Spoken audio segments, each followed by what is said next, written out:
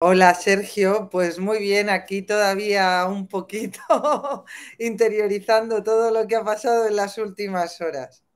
Bueno, a ver, Bueno, es que ya a estas alturas, como llevo hablando de esto, literalmente 40 minutos ya por aquí, no hay mucha sorpresa al respecto. Pero para que podamos verbalizarlo, ¿qué es lo que ha pasado en las últimas horas? Hacemos un poco el paripé este que harían en Canal Red. ¿Qué ha pasado? ¿No me he enterado? ¿Qué ha pasado? ¿Qué ha pasado? Bueno, pues lo que ha pasado es que el Tribunal Supremo ha condenado a Irene Montero a pagar a Rafael Marcos 18.000 euros por vulnerar su derecho al honor y además la ha condenado a borrar el vídeo que publicó en su cuenta de Twitter donde realizaba las manifestaciones que determinan una intromisión ilegítima en su derecho al honor, a publicar la sentencia tanto en Twitter como en un medio, en un periódico de difusión nacional y, en resumidas cuentas, a pedir disculpas. Vale, muchas cosas, chicos, muchas cosas. Eh, Nada, lo normal, un día cualquiera, Un ¿verdad? día cualquiera, a ver, esto es especialmente. Bueno, sabéis que quien ha llevado el caso ha sido el caso de Rafael Marcos, para los que estéis menos puestos en la historia o creáis que Guadalupe viene aquí simplemente a comentarlo. No, ella es la que ha llevado el caso junto a la abogada anterior que tenía Rafael Marcos durante todo el caso que ha tenido con María Sevilla por lo del secuestro de su hijo y todas estas cuestiones, que creo que se llama Ruth. Tampoco. Ruth Arroyo se Vale, llama. pues ha sido, junto con Luz Arroyo, han sido pues los juristas, los abogados que han conseguido esta sentencia contra Irene Montero. Claro, yo como analfabeto jurídico, en ese sentido, a mí me ha pillado muy desprevenido, yo creo que un poco también a todo el mundo, porque, claro, había mucha gente que me preguntaba, oye, ¿cuándo va a ser el juicio? ¿Cuándo va a ser tal? Me preguntaban por lo de Rafael Marcos, porque, claro, aquí también un poco empezamos toda esa iniciativa y recuerdo cuando sucedió que Irene Montero empezó a decir estas cosas, que nos pusimos en contacto con Rafael Marcos y demás y todo esto, y hicimos el crowdfunding, conseguimos 100.000 pavos y tal. Entonces, claro, yo entiendo que la gente pues estaba expectante y demás. Mi experiencia que yo había tenido con un juicio con Yolanda Domínguez es que la cosa había durado 2 años y todavía ella sigue recurriendo por 1 euro y una rectificación que tiene que poner en su Twitter, que es realmente lo que yo creo que más daño le hace, aunque bueno, cuando en vez de 1 euro son 18.000 euros, también es una hostia importante. Entonces, ¿qué es lo que ha sucedido? ¿Cómo demonios ha pasado de no saber prácticamente nada a de repente, pum, tener una sentencia del Tribunal Supremo? Y bueno, luego te seguiré haciendo preguntas. Bueno, mira, lo primero es agradecerte a ti personalmente toda tu implicación. Sin ti esto no hubiera sido posible porque creo que tú fuiste el que habló con Rafael y lo medio convenció Mm. de, de emprender acciones legales contra la ministra y contra otras personas que también dijeron auténticas barbaridades sobre él, no solo barbaridades, sino falsedades. Así que enhorabuena para ti. Y mira, el motivo por el que no se ha sabido nada es precisamente, eh, explica por qué también hemos ganado el asunto. Ha formado parte de la estrategia procesal. Mucha gente no sabe y por eso yo he querido intervenir en tu programa para explicarlo, pues se están diciendo también muchas mentiras Uh -huh. ahora. Y además porque tú te mereces tener esto en exclusiva porque eres el que lo movió todo. Mucha gente no sabe, porque no lo hemos dicho, que en la contestación a la demanda del abogado del Estado, que al ser Irene Montero ministra y realizar las declaraciones en el ejercicio de su cargo, pues la representaba la abogacía del Estado, que es la que tiene encomendada estas funciones, pues en su contestación a nuestra demanda, la abogacía del Estado decía que estábamos realizando un uso espurio de la Administración de Justicia y que esto formaba parte de una campaña política de la que más o menos, para que me entendáis, su cliente era una víctima, es decir, volvíamos al tema de la violencia política contra la ministra y contra todos los que integran el Ministerio de Igualdad.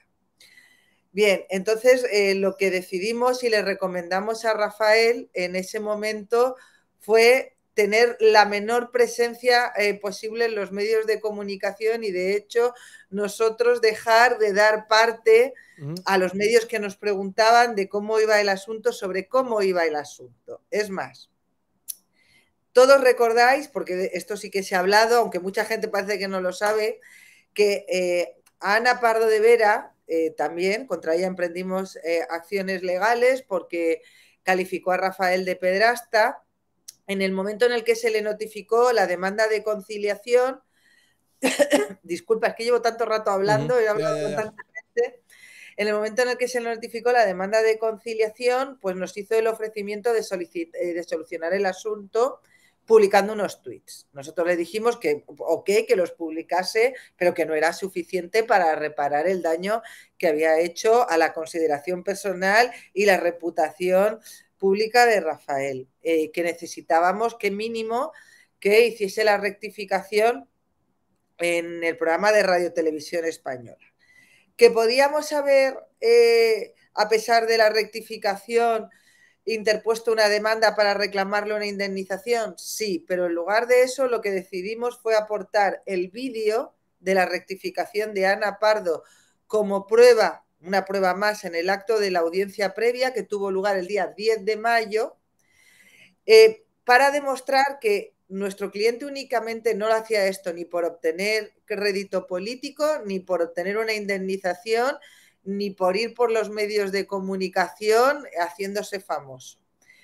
Que a la señora Pardo de Vera le había bastado con rectificar y pedir perdón, pedir disculpas a Rafael. Luego ella dijo, bueno, ya sabemos, que se había equivocado, que se refería a otro cuando no hay otro padre. Yo me equivoco, pero no miento, estas cosas. Pero bueno, lo dijo de aquella manera, pero lo aportamos para demostrar que lo que verdaderamente perseguía a nuestro cliente era que se le pidiesen disculpas públicas por habérsele acusado de un delito ya no solo que jamás cometió, sino por el que nunca fue juzgado, que fue por maltratar a su mujer, a su pareja o a su hijo. ¿De acuerdo? Que lo llamaron abusador, pederasta y maltratador. Bueno, pues lo aportamos como prueba de que nuestro representado había tenido suficiente con que esta señora en el mismo programa en el que realizó las acusaciones pidiera perdón. Bien, como he dicho, la audiencia previa, que digamos que es un paso previo al juicio, en el que las partes centramos cuál es el objeto de debate, porque en una demanda y en una contestación se dicen muchas cosas que luego al final pues no son controvertidas porque las dos partes estamos de acuerdo, cuáles son los hechos controvertidos y proponemos prueba. Pues nosotros propusimos una serie de pruebas, entendimos que el interrogatorio de Irene Montero hubiera sido mediáticamente muy llamativo, pero que no era necesario y no la propusimos. Sí que propusimos otra serie de testificales, documental que se nos aceptó, el vídeo también de Ana Pardo de Vera, pero el Tribunal Supremo entendió que con la documental y los vídeos que habíamos aportado era más que suficiente, que con lo que habíamos acreditado con la demanda y la prueba documental que añadimos en el acto de la audiencia previa era más que suficiente, que no era necesario celebrar el juicio propiamente dicho y que el asunto quedaba visto para sentencia. Esto fue el 10 de mayo, es decir, nosotros sabíamos desde el 10 de mayo que la sentencia podía sernos notificados de un momento a otro. ¿Por qué no dijimos nada a nadie? Porque se celebraban las elecciones del 28 de mayo. Luego, cuando lo hubiéramos podido decir, se convocaron automáticamente elecciones para el 23 de julio, al día siguiente, y precisamente porque no queríamos que tuvieran un pretexto, una excusa, cualquier tipo de declaración, bien fuera de Rafael, bien de quienes lo representamos en el juicio, para abundar en esa idea falsa de que esto era un uso espurio de la justicia, que con lo que se pretendía era perjudicar la carrera política de Irene Montero, que es una víctima de, pues eso, de una persecución político-mediática de la derecha judicial. Ya conoces este tipo de alegaciones, no te estoy... Sí. No te estoy contando ninguna novedad. Pues por ese motivo decidimos no decir nada. No teníamos muy claro qué es lo que iba a pasar. Sí que es cierto que nos sorprendió mucho la posición de la Fiscalía, porque en un primer momento, y eso sí que se publicó, al contestar a la demanda, ellos pidieron la absolución de Irene Montero, pero luego en el acto de la audiencia previa, claro, como quedó visto para sentencia, nos dieron traslado para hacer unas conclusiones muy breves, porque apenas había practicado prueba, con lo cual... Y en ese acto la Fiscalía dijo que sí que entendía que se había producido una intromisión ilegítima en el derecho al honor de Rafael y que procedía a una indemnización, si bien por una cuantía inferior a los 40.000 euros, no lo que estábamos reclamando, que eran 80.000, pero que sí que se había producido una intromisión ilegítima. Claro, con lo cual, por un lado, te quedas con la sensación de que no sabes qué va a pasar en la medida en que no se ha celebrado juicio, es decir, no tienes sensaciones propiamente dichas, pero el hecho de que la Fiscalía cambiase su postura respecto a su contestación a la demanda inicial de pedir la absolución a pedir una condena, pues nos dejó un poco a la espera. Así que todo esto que vais a leer en redes sociales del entorno de Podemos y del entorno de Podemos y prensa afín, de que nos encontramos ante una sentencia que ha sido publicada hoy a propósito para perjudicar las negociaciones de Podemos con Sumar. Mira, no. El asunto estaba visto para sentencia desde el 10 de mayo.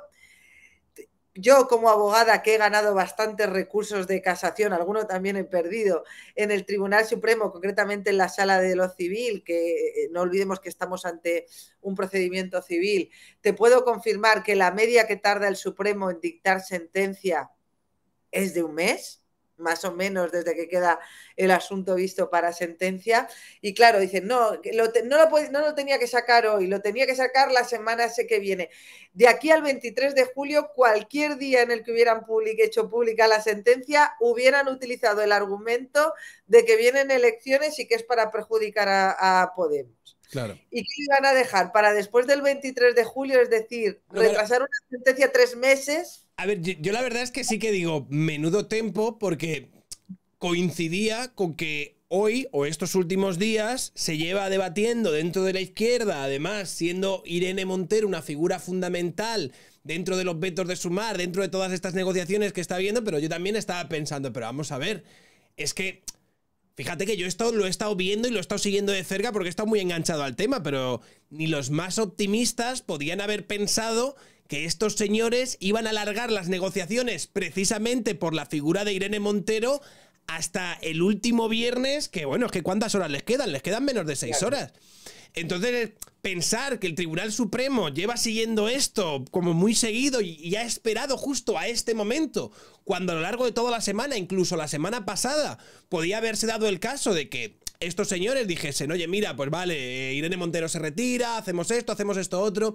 No sé, me parece un poco arbitrario. A ver, yo entiendo que teniendo en cuenta que esta es la narrativa que llevan defendiendo desde hace meses, pues ahora mismo no van a tirar la toalla. Le dicen, pues mira, más aún, fíjate cómo los poderes fácticos, los jueces machistas, cómo quieren acabar con ella, ¿no? Si tantos van a por ella es porque tiene que ser una persona muy válida y muy buena y debería formar parte de las listas. Entonces esto como lo que lo han incorporado a la narrativa que están ahora mismo porque necesita, ahora básicamente parece que Podemos se ha convertido en un artefacto político cuya única misión, esto lo decía Ramón Espina y tenía razón, pero parece que es un artefacto político cuya única misión es colocar a Irene Montero en algún puesto donde sea para que entre como sea. Y bueno, entonces, claro, yo entiendo que esta sentencia les ha venido como un jarro de agua fría también, porque justo coincidía que ayer o antes de ayer, fue antes de ayer, salió la noticia también del Supremo que básicamente validaba o fijaba criterio con respecto a las reducciones de condenas y demás. Entonces... Pero es que fíjate, Sergio, sobre eso también se han dicho muchas mentiras, porque el Supremo había fijado ese pleno en abril, es decir, el Supremo en el mes de abril dijo que iba a fijar un pleno para unificar doctrina, porque de las 1.000 y pico rebajas que había les habían llegado 29 recursos, si no me equivoco, 29.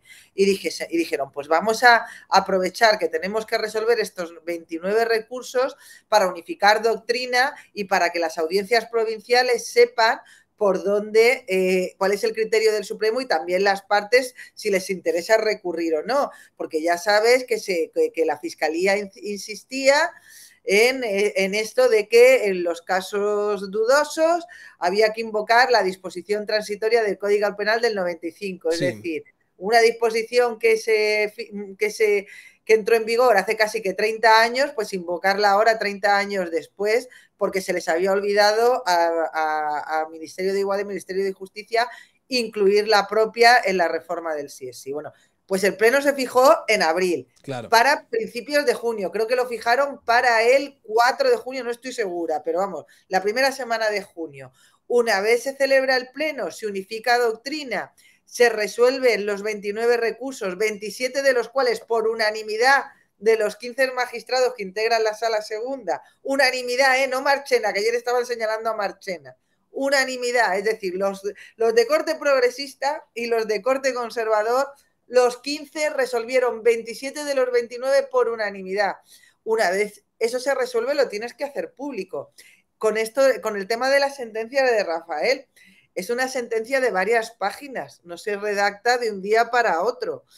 Evidentemente es un recurso, no es una demanda, una sentencia que va a tener trascendencia política, porque la señora que realizó las manifestaciones que determinan una intromisión ilegítima es ministra y lo hizo en condición de ministra. Es decir, que esto tenga una trascendencia política no es culpa ni de Rafael ni del Tribunal Supremo, sino de una señora que en el ejercicio de su cargo, en un acto que tenía agendado como ministra, en la inauguración del Instituto de las Mujeres, aprovechó para hacer público o anunciar unos indultos que afectaban, o en concreto un indulto que afectaba a la expareja de Rafael, y como parte del relato político para justificar el indulto decidió que lo mejor era hablar de que los padres de estas mujeres, madres protectoras, incluida María Sevilla, eran unos maltratadores, con lo cual la relevancia política se la dio Irene Montero, no se la ha dado nadie más, ella y exclusivamente ella. Bueno, luego siempre intentan proyectar todas estas cosas en los demás. Pero hay una cosa que me está preguntando bastante gente, que yo ya te la he preguntado por privado, pero para que lo expliques públicamente, es si esta sentencia es firme, cabe todavía que recurran, porque claro, yo por ejemplo, la condena que conseguí para Yolanda Domínguez, que fíjate que era €1, era una cosa mucho más menor, todavía es recurrible, puede ir a la audiencia provincial y puede y tal. Claro, yo sin entenderlo mucho, en el momento que he visto que era el Supremo el que ponía la sentencia y el que condenaba a Irene Montero, he dicho, bueno, ¿a quién vas a recurrir ya? O sea, el Supremo es el último órgano en este sentido. Entonces, para que expliques un poco cómo funciona todo esto. Claro, mira, en primer lugar, lo normal en materia civil es que seas ministro o no seas ministro, el aforamiento solo abarca, digamos, que la responsabilidad penal, ¿vale? Seas ministro o no seas ministro, si tú incumples un contrato de arrendamiento y te tiene que demandar como ministro, te tiene que demandar el arrendador, pues te va a llevar a primera instancia, como te ha pasado a ti con el caso este de la demanda que has tenido. Sí. ¿Qué es lo que sucede? Que hay una excepción en la Ley Orgánica del Poder Judicial que establece que cuando se trata de demandas de responsabilidad civil contra miembros del gobierno, por ejemplo, Irene Montero es miembro del gobierno, pero Ángela Rodríguez no es miembro del gobierno. Hablamos Consejo de Ministros. Contra miembros del gobierno, vamos a decir, actividades dimanantes del ejercicio de su cargo, para que la gente me entienda, ahí sí que hay un aforamiento, es decir, ahí de la demanda conoce el Supremo. El Supremo no conoce nunca de demanda, siempre de recursos. Esta es una de las excepciones en las que el Supremo actúa como tribunal de primera instancia, que es el que dictó la sentencia de tu asunto. Pues aquí el Tribunal Supremo ha actuado como tribunal de primera instancia, ¿de acuerdo? Y bueno, las sentencias del Tribunal Supremo son firmes. Es la última instancia del procedimiento ordinario. Es decir, no cabe recurso ante ningún otro tribunal ordinario. Otra cosa es que Irene Montero, si entiende que se han vulnerado sus derechos, algunos de sus derechos fundamentales, puede intentar recurrir en amparo ante el Tribunal Constitucional. Lo sabremos pronto o no, porque para hacer eso hay que intentar primero la nulidad de la sentencia dictada por el Tribunal Supremo. Es decir, que Irene Montero alegue que se ha cometido algún tipo de infracción procesal durante el procedimiento que ha determinado una vulneración de sus derechos. Y a partir de ahí, acudir, se le abre la vía, una vez el Supremo desestime este incidente de nulidad en su caso, pues se le abre la vía para ir al Tribunal Constitucional. Pero eso nos resta firmeza a la sentencia. Quiero decir, la sentencia es firme y Rafael la puede ejecutar y puede pedir que se publique puede instar a que se publique la sentencia en Twitter, a que se publique el fallo de la sentencia en un medio de tirada nacional, puede instar a que borre el tuit con el vídeo en el que se le tildaba de maltratador y también, si lo considera, puede percibir la cantidad a cuyo pago ha sido condenada la ministra de Igualdad. Imaginemos que el Tribunal Supremo inadmite el recurso de amparo y decide acudir a Estrasburgo, al Tribunal Europeo de Derechos Humanos, porque considera que se ha vulnerado uno de sus derechos fundamentales. En este caso, imaginemos que es lo común, lo que suele suceder en este tipo de asuntos, su derecho a la libertad de expresión. Pues por supuesto que puede acudir, pero como digo, no resta firmeza a la sentencia y también al contrario, imagina que el Tribunal Constitucional, que estando conde Pumpido, pues yo con todos los respetos espero cualquier cosa, pero bueno, que el Tribunal Constitucional amparase a Irene Montero y revocase la sentencia del Supremo. Nosotros podemos recurrir a Estrasburgo, evidentemente también. ¿De acuerdo? Pero bueno, ahora mismo la sentencia es firme, es firme. Quedan remedios, para que la gente lo entienda, extraordinarios, pero la vía ordinaria se ha agotado porque al ser el Tribunal Supremo el que ha actuado como tribunal de primera instancia, ya no puedes recurrir a ningún tribunal superior dentro de pues eso, de la jerarquía ordinaria prevista en nuestro ordenamiento jurídico. Vale, y si Rafael Marcos decide, ¿qué es eso? Cuando dices, para los analfabetos jurídicos, cuando dices que puede ejecutar la sentencia, ¿te refieres a que puede ordenar que se le pague o exigir? Hacer efectivos los pronunciamientos del fallo. Una sentencia tiene antecedentes de hecho, fundamentos de derecho y la parte dispositiva o fallo. Es decir, espera un momentito que como me he dejado aquí abierto el WhatsApp, lo voy a hacer. A mí también me ha pasado mucho, ¿eh? Bueno, pues el fallo, que es lo que el tribunal decide sobre el asunto, ordena hacer. Entonces ahí puede condenar o puede absolver. En este caso ha condenado y el tribunal ha condenado a pagar una cantidad a la ministra Montero y a hacer una serie de cosas, ¿de acuerdo? Esas cosas son publicar la sentencia, borrar el vídeo, bueno, publicar la sentencia en Twitter, borrar el vídeo y publicar también la sentencia en un medio de tirada nacional. Ejecutar la sentencia es que hay un plazo ordinario que tiene la parte para cumplirla voluntariamente, que la ley establece en 20 días hábiles, y si transcurrido ese plazo no lo ha hecho, pues la parte beneficiada por la sentencia puede instar su cumplimiento. Eso significa ejecutarla, instar el cumplimiento de lo acordado por la sentencia. Vale, te voy a poner un caso. Pasan los 20 días, Irene Montero se hace la longis, ahí sí, bueno, ya... y Rafael Marcos a los 20 días dice que quiere ejecutar la sentencia y que quiere que las cosas se hagan ya, que publique las disculpas, que pague lo que le tiene que pagar y todo esto. Ahí ¿qué es lo que sucede? Viene un policía a casa de Irene Montero y le dice: oiga, usted tiene que publicar este tuit. ¿Cómo va la historia?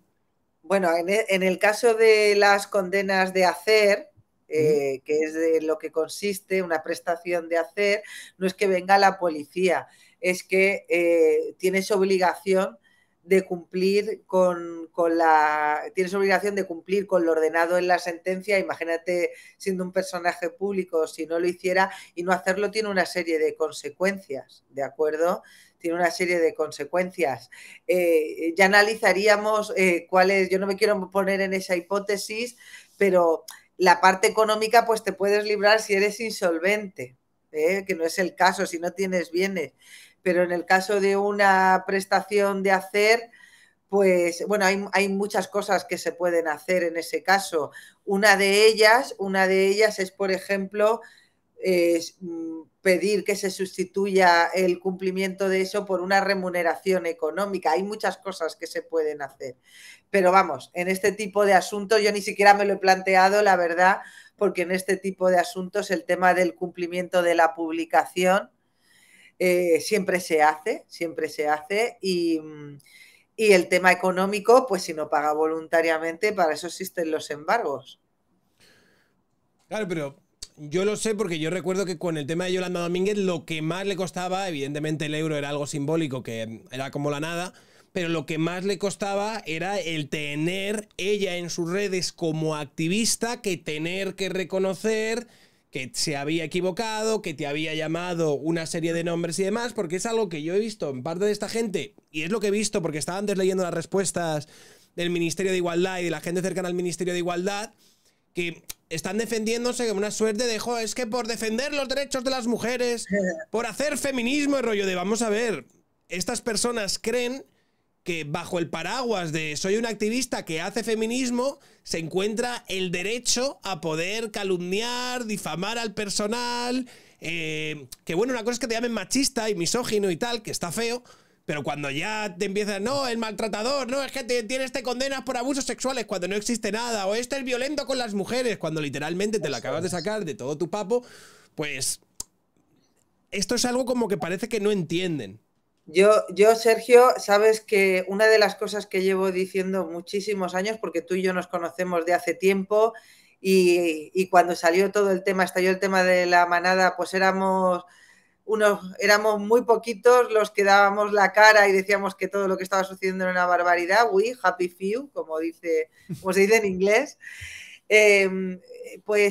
Desde aquel momento, desde 2018, abril de 2018, yo soy de las pocas que he venido defendiendo que el feminismo no es incompatible con el Estado de Derecho. Hay que hacerlo desde el respeto al Estado de Derecho y a los derechos fundamentales. Y cuando hablo de respeto a los derechos fundamentales es muy importante porque ningún derecho es absoluto, ni siquiera la libertad de expresión, tiene sus límites. Y uno de los límites de la libertad de expresión lo marca el derecho al honor, intimidad y propia imagen. Tú no puedes, en nombre de la libertad de expresión, injuriar o calumniar a nadie, ni menoscabar su imagen personal o profesional. Si para defender tus argumentos tienes que hacer eso, me vas a perdonar la expresión, pero es porque tus argumentos son una mierda.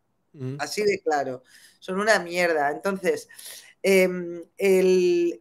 cuando el feminismo intenta contraponer la defensa de los derechos y de las reivindicaciones de las mujeres con el respeto a la legalidad, al Estado de Derecho y al respeto, otra vez lo vuelvo a repetir, de las normas del juego democrático, es que lo que se está buscando no es hacer feminismo, que al final es reivindicar la igualdad ante la ley. Es otra cosa, es otra cosa.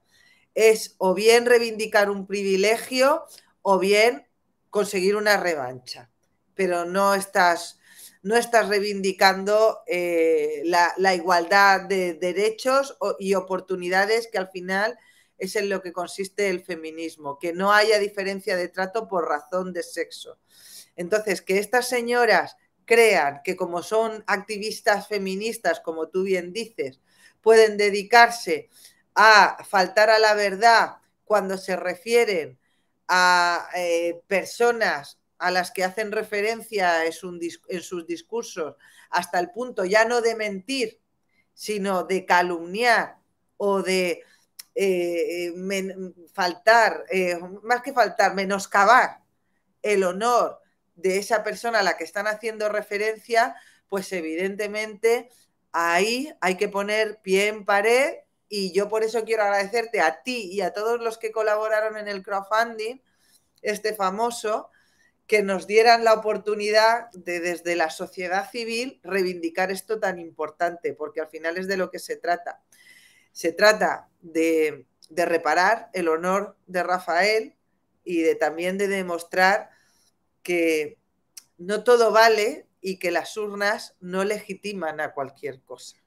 Hay que respetar yo te quiero dar las gracias a ti y a todos los que en aquel momento, además yo recuerdo que cuando fue el día que yo estaba flipando, porque yo recuerdo que yo entrevisté a Rafael Marcos, aquí tiene una entrevista en esta misma habitación, y a mí él me decía, joder, me dicen que van a indultar a María Sevilla, y yo decía, tío, o sea, que indulten a Juana Rivas porque están muy invested ya con la narrativa de todo esto, te lo puedo llegar a comprar, que me parece algo escandaloso, pero que a esta señora que tuvo a tu hijo encerrado en tu casa, que le sacaba una vez al día, que estaba ahí enseñándole textos bíblicos, que la señora está metida en una secta del copón. Plan, a mí me parece que es poco susceptible de, me equivoqué, o sea, siempre infravaloro hasta el punto en el que estos fanáticos pueden llegar con tal de validarse a sí mismos y justificar su narrativa, ¿no?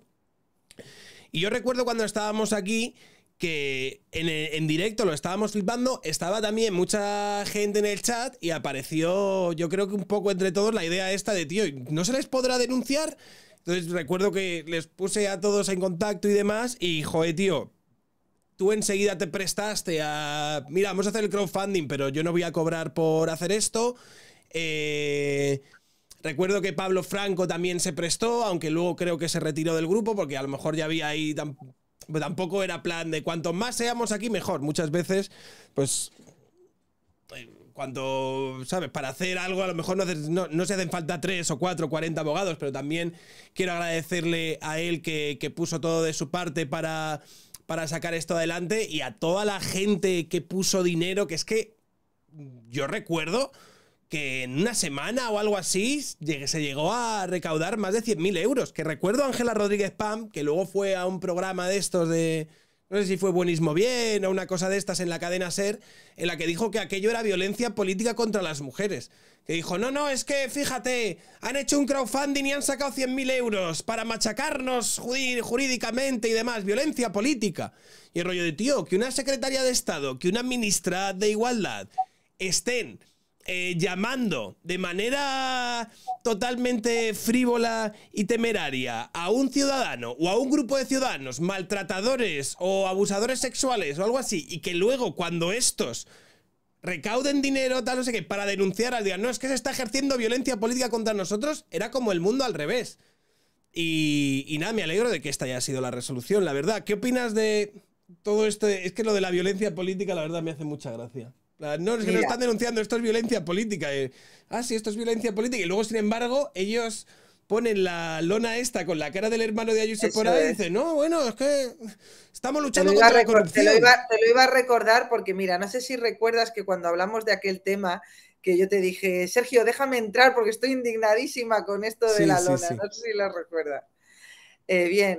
Leí un fragmento de una sentencia del Tribunal Constitucional cuyos argumentos vienen a ser un poco también los que desarrolla el Tribunal Supremo de otra manera, y que lo que viene a decir es que, oye, un cargo público tiene muchísimos privilegios. De hecho, goza de una libertad de expresión mucho mayor a la que nos podemos permitir la mayoría de los ciudadanos, sobre todo cuando se trata de ponerse a parir entre políticos, para que me entienda la gente, entre ellos se llaman prácticamente de todo, ¿verdad?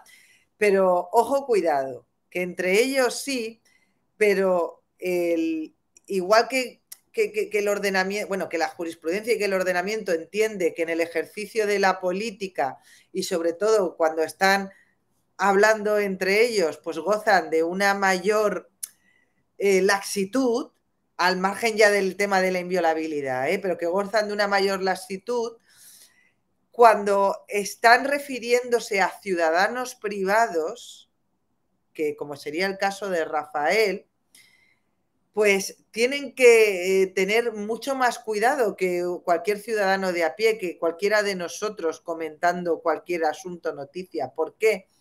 Porque cuando esas expresiones las vierten en el ejercicio de sus funciones, precisamente entre sus competencias no está el de prodigar calificativos a sus administrados, y mucho menos cuando esos calificativos pueden determinar la imputación de un delito o una intromisión ilegítima en el derecho al honor.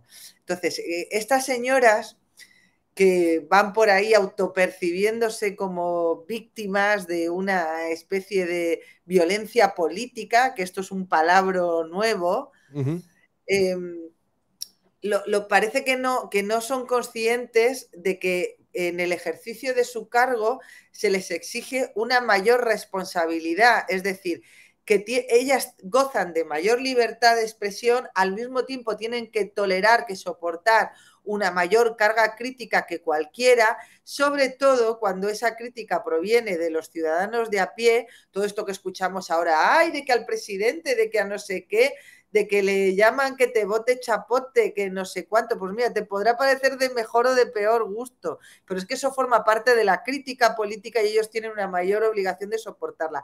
Pero lo que en ningún modo tienen derecho, ni forma parte de la libertad de expresión que de la que gozan como políticos, es la de prodigar calificativos a ciudadanos privados, para que la gente me entienda, a particulares. No se puede hacer eso desde las instituciones. No se puede aprovechar un cargo para señalar a ninguna persona particular o a ninguna empresa. Lo que hemos normalizado durante esta última legislatura es intolerable. Y a mí hay gente que dice, bueno, es que la izquierda, es que es porque sois fachas. Mira, a mí me da igual. Si esto lo hubiera hecho un ministro o una ministra del PP, hubiera defendido encantada a la persona afectada y lo hubiera hecho de manera gratuita, igual que lo he hecho aquí con Rafael, y estaría igual de satisfecha que del resultado. Las instituciones no están para eso, están para servir a los ciudadanos, no para señalarlos. Pues muchas gracias, Guadalupe. Antes de despedirte, te quiero preguntar cómo has estado viviendo estas últimas semanas, a partir sobre todo de las últimas elecciones, estos últimos estertores que ha estado dando el podemismo, todas estas guerras internas, estas puñaladas, este pánico generalizado que hay dentro de estas formaciones porque quieren pillar el escaño a toda costa y unos están poniendo vetos porque tal y otros porque cual. A ver, claro, yo sé que tú eres una persona que ha sido muy crítica, como lo has sido, por ejemplo, en este directo, con las formas y también con el fondo de lo que traía esta gente. Entonces, o sea, yo recuerdo haber hablado contigo estos días diciendo, buah, es que está siendo, ¿sabes? Casi de una manera, es una satisfacción morbosa casi por ver a esta gente deshacerse en estas peleas internas. Pues ya está siendo bastante esperpéntico, mira, sobre todo porque ellos mismos están desbaratando, ellos solitos, ese relato con el que llegaron a la política, señalando a la casta, a la gente que llegaba a la política para vivir de la política y a la que únicamente le importaba el cargo y vivir de lo público. Ellos, recuerda que afirmaban de manera muy asertiva que ellos venían a mejorar la vida de la gente. Y bueno, lo que estamos viendo es que, como pretendía Pedro Sánchez, que es muy llamativo que estén echando la culpa a Marchena, al Tribunal Supremo, a todo lo que se menea de intentar perjudicar los intereses de la izquierda en las elecciones que se nos vienen al 23 de julio, cuando esto es una maniobra que ha parido la mente maquiavélica de Pedro Sánchez, que ha puesto las elecciones el 23 de julio precisamente para que no les diera tiempo a armar nada creíble, sobre todo a Yolanda Díaz, de aquí al 23 de julio. Es muy curioso que no hayan señalado a Pedro Sánchez y que estén señalando a todo lo demás. Porque esto es lo que estaba en los planes de Pedro. Esta es la verdad. En el Partido Socialista no sé si ha habido cierto viraje a la hora de defender ciertas narrativas, porque Nadia Calviño empezó diciendo que cualquier voto que no fuese para el Partido Socialista era un voto simbólico para el Partido Popular o Vox, independientemente que fuese sus izquierdas. Y el otro día Grande Marlaska apareció diciendo que era muy importante que Unidas Podemos y que Sumar se pusiesen de acuerdo porque necesitaban los votos de estas izquierdas. Así que a lo mejor en un primer momento dijeron, vamos a invocar la vuelta al bipartidismo y o nosotros o la extrema derecha, pero a lo mejor últimas encuestas o últimas internas que le deben de estar llegando, les dicen, ojo que a lo mejor, como estos no tengan los suficientes votos y escaños, no podéis consolidar, si acaso lo conseguís, el gobierno de coalición. Eso es. La idea inicialmente era presentar al Partido Socialista como el voto útil de la izquierda. ¿Qué es lo que sucede? Que el antisanchismo es muy poderoso y hay gente que prefiere quedarse en su casa a tener que votar a Pedro Sánchez. Gente de izquierdas, yo conozco unos cuantos. Y hay gente que normalmente se hubiera quedado en su casa, pero que va a ir a votar precisamente el llamado voto en contra. Entonces han llegado a la conclusión que quizá esa gente que no está movilizada para votar al Partido Socialista, que no lo votaría, fíjate el esperpento que estamos viviendo en la Fiscalía General del Estado, colocando de prisa y corriendo y mal a Dolores Delgado, ya no solo para que tenga un puesto una vez salga el Partido Socialista del poder, sino para hacer lobby ahí y favorecer a su pareja, que es Baltasar Garzón, experto de toda esta materia de la memoria histórica. Algo que yo, por cierto, advertí en 2021, cuando se aprobó la ley de memoria histórica, que esto iba a pasar, que iban a colocar a Dolores Delgado ahí y que iba a beneficiar a Baltasar Garzón. Pero bueno, era fácil de ver, también te lo digo. Entonces, ¿qué es lo que sucede? Que ahora en lo que están es, bueno, ya que van a concurrir, porque Sumar se va a presentar, lo que nos interesa es que no lo hagan de forma fraccionada, porque cuantos más se fraccione el voto, más lo van a pagar a nivel de escaños. Entonces lo que les interesa es que todo el voto de izquierdas que no vaya al PSOE, que vaya a un único partido. Claro. ¿Y qué es lo que sucede? Que bueno, hay que ser honestos con el tema Sumar. Uno mira los partidos que integran la lista de Sumar y es que es lo mismo de siempre. Es decir, es lo que en su momento fueron las mareas, que luego acabó en Podemos y que se desintegró de Podemos por las luchas intestinas, que ya sabemos que en la izquierda lo de los piolets siempre está al orden del día. Y bueno, es lo mismo que era Podemos, digamos que es el Podemos de Hacendado, como lo llamo yo, lo único es que evidentemente quieren ser un Podemos saneado, con caras nuevas, con Yolanda, que digamos que ha utilizado el Ministerio de Trabajo y todo el tema de los fijos discontinuos, de si se aparecen o no aparecen en los datos del paro para presentarse como una ministra eficiente, pero no olvidemos que Yolanda Díaz votó a favor de la ley del solo sí es sí, votó en contra de la reforma de la ley del solo sí es sí, es decir, cuando el PSOE llegó a un acuerdo con el PP para reformarla y volver al esquema punitivo que teníamos antes, Yolanda Díaz votó en contra, es decir, que no hay diferencias ideológicas, a lo que yo voy ni programáticas ni tan siquiera, están peleándose por los puestos y por los cargos, por los puestos de salida, es decir, por garantizarse un sueldo público. Es decir, la casta, esa casta que ellos venían a reemplazar, pues al final están demostrando que no son otra cosa que aquello de lo que tanto repudiaba. Pues mira, tío, es que... Es una lata el trabajar, Sergio, es una lata el trabajar.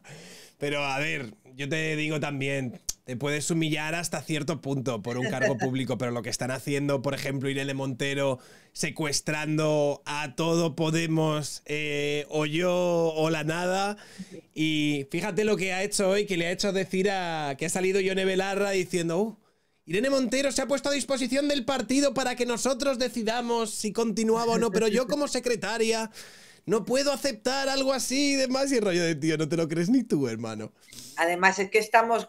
¿Cuánto les queda para cerrar las listas? Pues, nada, horas. Horas. Tienen que hacerlo antes de las 11:59. Entonces, claro, yo esperaba, de hecho la semana pasada, estuve el fin de semana pasado más o menos pendiente, pero decía, si hay una resolución de estos... Irene Montero se va y tal, que era lo más esperable, porque claramente no iba a haber una coalición con Yolanda y con Irene Montero, y una de las dos se tenía que ir o lo que fuese, pensaba abrir un directo, y he estado pendiente toda la semana, y es que lo han alargado hasta el último minuto, ya cuando ayer Podemos dijo, no, vamos a hacer una consulta para ver si nos dejan negociar, rollo, pero ¿qué habéis estado haciendo todo este tiempo entonces?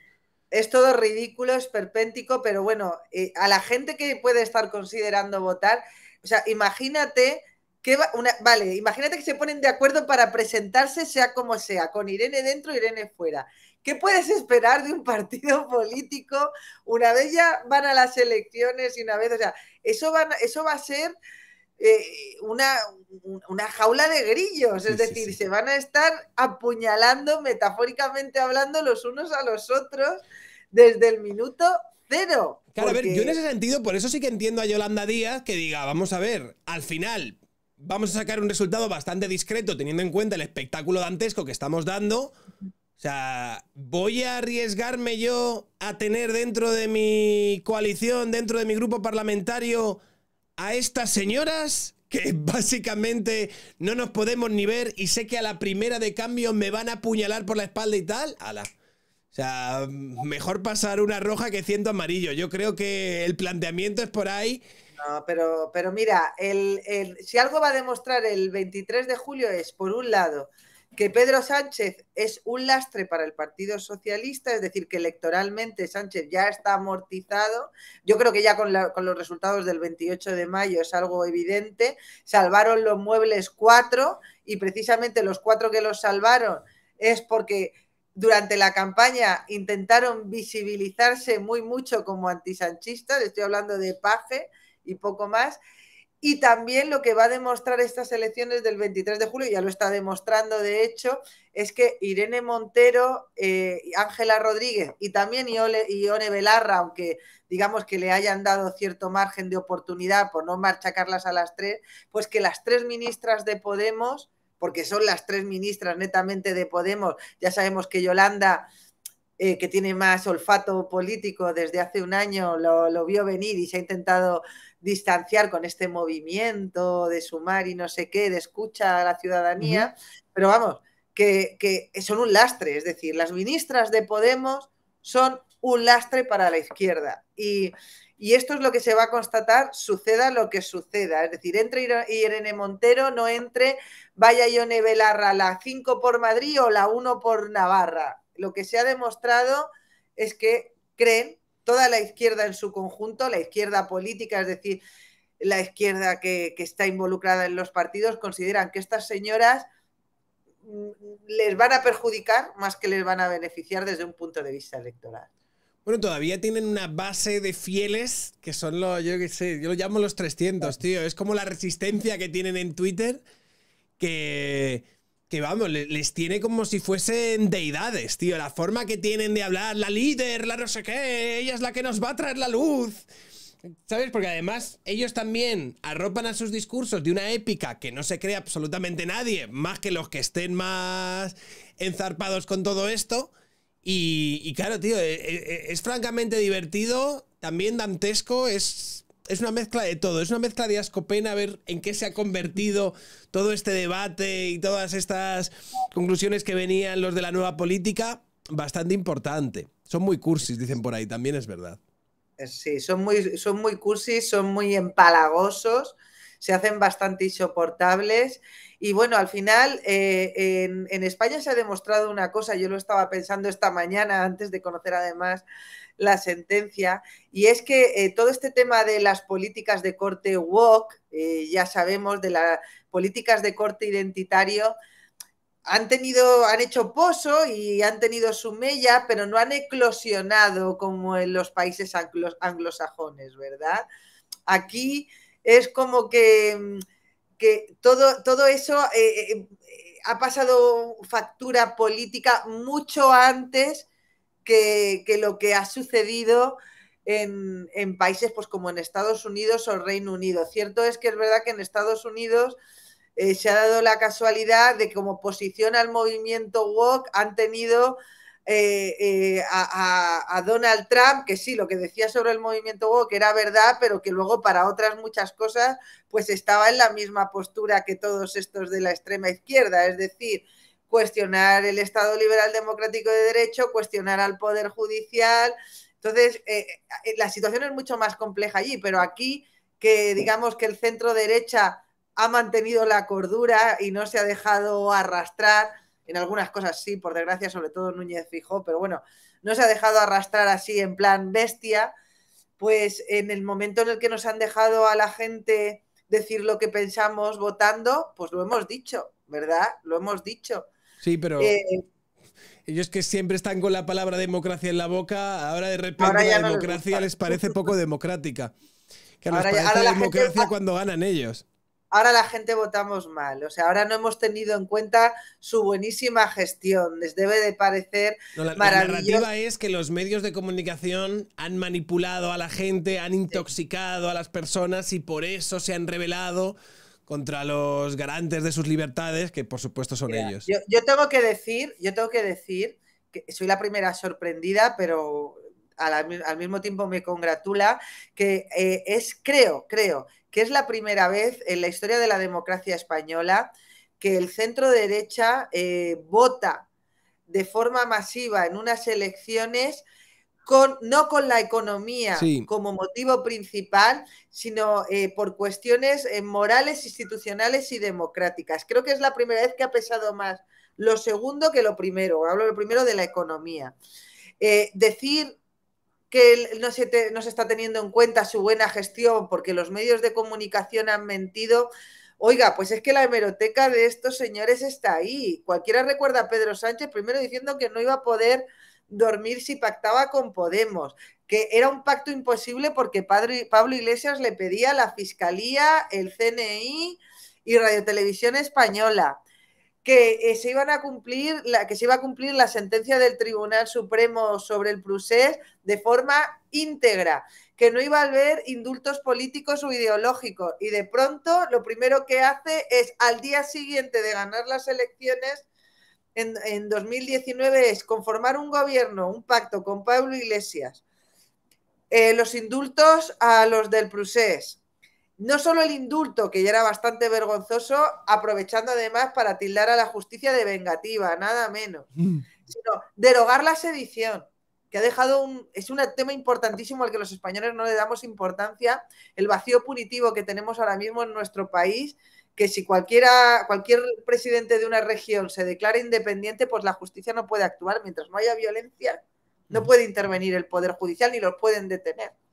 Puede intervenir el poder político de un 155, pero no puede haber ni detenciones ni juicios. Pues eso lo han hecho derogando la sedición para beneficiar a sus socios, colocando a Dolores Delgado de fiscal general, reformando la malversación, asaltando el Tribunal Constitucional por las bravas, que al final se cedió porque estos señores se echaron al monte y estaban acusando a los magistrados del Constitucional de golpistas con toga, que cada vez que ha habido una sentencia que ha sido contraria a los intereses del gobierno, ministros del gobierno tildando a los jueces de fascistas y de prevaricadores. Es decir, es que hemos vivido, y luego está lo del tema de los señalamientos, ya no estoy hablando solo de ciudadanos particulares, también es de empresas, el tema de Ferrovial, es que hemos vivido 5 años de lo más convulsos, y yo creo que algo en los españoles se han despertado y nos hemos dado cuenta que, oye, que la democracia, que era algo que dábamos por sentado, se nos puede escapar de entre los dedos de manera muy rápida, muy rápida. Es decir, sí, vamos a poder votar cada 4 años, pero es que la democracia es mucho más que eso. Es mantener un régimen de contrapesos fuerte. Es que todos los ciudadanos, incluidos los poderes públicos, estén sometidos al principio de legalidad, que si quieren cambiar las cosas, lo hagan respetando los procedimientos establecidos. Ante todo eso aunque sea difícil de creer, pero ante todo eso es ante lo que han respondido los ciudadanos. Claro que también hay un componente económico importante, porque mucha gente nota que esto está muy dopado y que en el momento en que desde la Unión Europea nos digan se acabó la fiesta, a recortar gasto público, que aquí estamos gastando dinero como si no hubiera un mañana. En el momento en el que eso suceda, vamos a verle efectivamente las costuras a la economía española, pero ahora mismo, como eso es algo que es muy inmediato y hasta que no te explota en la cara, pues no lo ves.